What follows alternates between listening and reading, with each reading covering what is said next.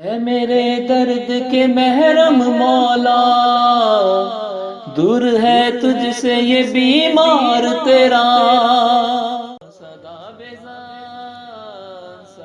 ان اللہ و ملائکۃ یصلون علی النبی یا حی الذین آمنوا صلوا علیہ وسلموا تسلیما. السلام علیکم میرے معزز بہن اور بھائیوں، امید کرتی ہوں کہ آپ خیریت سے ہوں گے اور جہاں کہیں بھی ہوں گے بہت خوش ہوں گے، آمین. پیارے دوستوں، رمضان شروع ہونے کے ساتھ ساتھ تربوز بھی مارکیٹ میں آ چکا ہے، اور یاد رہے تربوز افطار میں خاص کر گرمیوں میں وافر مقدار میں استعمال ہونے والا پھل ہے. تربوز کو گرمیوں کی سوغات بھی کہا جاتا ہے، جو انسان کو گرمیوں کے موسم میں ٹھنڈک کا احساس دلاتا ہے. تربوز کھانے کے متعدد فوائد ہیں، لیکن اس کے استعمال میں احتیاط بھی بہت ضروری ہے، تاکہ ایسا نہ ہو کہ بجائے اس کے فوائد حاصل کرنے کے ہمیں اس کا نقصان کا سامنا کرنا پڑ جائے. تو آج کی ویڈیو میں ہم یہ احتیاط بھی بتائیں گے اور اس کے کیا فوائد ہیں یہ بھی بتائیں گے.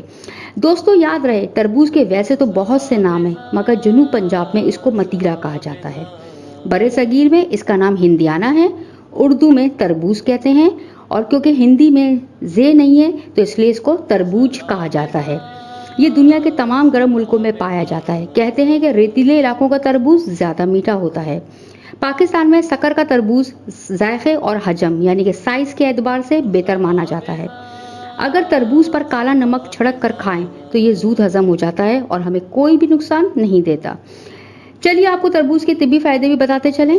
آپ یہ سن کر حیران ہوں گے کہ جگر کے امراض میں تربوز کی اہمیت کو تمام ڈاکٹروں نے تسلیم کیا ہے. یہ مثانے اور گردے کی پتھری کو بصورت یورین پیشاب خارج کرتا ہے.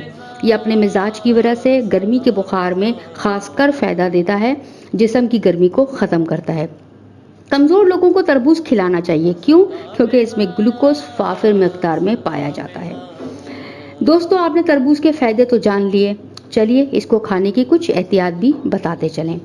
ماہرین کی تجویز ہے کہ تربوز کھانے کے 2 گھنٹے بعد کھانا کھائیں، کیونکہ یہ بھاری تصور کیا جاتا ہے، معدے پر اس کا زور زیادہ ہوتا ہے، یعنی ہم بہت دیر سے یہ ہضم ہوتا ہے. تربوز کھانے کے بعد 2 گھنٹے تک پانی یا مزید کوئی اور چیز استعمال نہیں کرنا چاہیے، ورنہ اس سے زیادہ تر امکان فوڈ پوائزن کے ہوتے ہیں.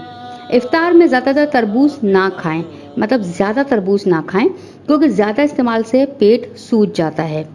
امید کرتی ہوں کہ آپ کو میری یہ چھوٹی سی کوشش پسند آئی ہوگی. اپنا بہت خیال رکھیے گا اور دعاؤں میں یاد رکھیے گا.